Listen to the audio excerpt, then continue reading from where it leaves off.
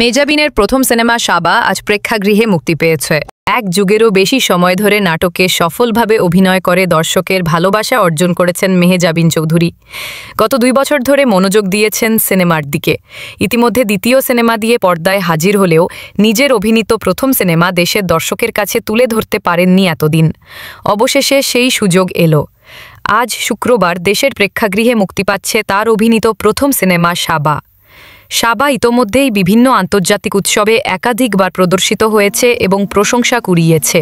তবে দেশে মুক্তির দিক থেকে এটি দ্বিতীয় হলেও মেহজাবিনের অভিনীত প্রথম সিনেমা। আপাতত সীমিত আকারে মুক্তি পাচ্ছে চলচ্চিত্রটি। আজ থেকে দর্শক রাজধানীর ব্লকবাস্টার সিনেমাজ, স্টার সিনেপ্লেক্স এবং নারায়ণগঞ্জের একটি প্রেক্ষাগৃহে দেখতে পারবেন সাবা। দর্শকের সাড়া ভালো পেলে প্রেক্ষাগৃহ সংখ্যা বাড়ানো হবে বলে জানিয়েছেন সংশ্লিষ্টরা। সাবা কেন দেখবেন দর্শক? এ প্রসঙ্গে মেহজাবিন বলেন, এটি শুধু মা ও মেয়ের গল্প নয়। ছোটবেলায় মায়ের সঙ্গে ঘটে যাওয়া এক ভয়াবহ দুর্ঘটনা তাদের জীবন পুরোপুরি বদলে দেয়।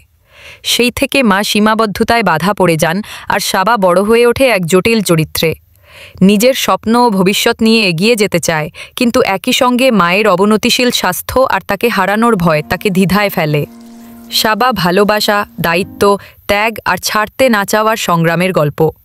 আমি বিশ্বাস করি এই সিনেমা দর্শকের হৃদয়ে বিশেষ অনুভূতি তৈরি করবে। চরিত্র বেছে নেওয়ার ভাবনা, সিনেমা নিয়ে নিজের ভাবনার কথা জানিয়ে মেহজাবিন আরও বলেন, আমার কাছে আসল বিষয় হলো আমি কী ধরনের সিনেমা বেছে নিচ্ছি, কোন চরিত্রে কাজ করছি, আর সেটি সমাজে কোনো প্রভাব ফেলছে কিনা। কারণ একজন শিল্পী ও অভিনেত্রী হিসেবে দেশের প্রতি, সমাজের প্রতি আমার দায়িত্ব আছে। তাই সিনেমায় অভিনয়ের আগে আমাকে অনেক কিছু ভেবে সিদ্ধান্ত নিতে হয়।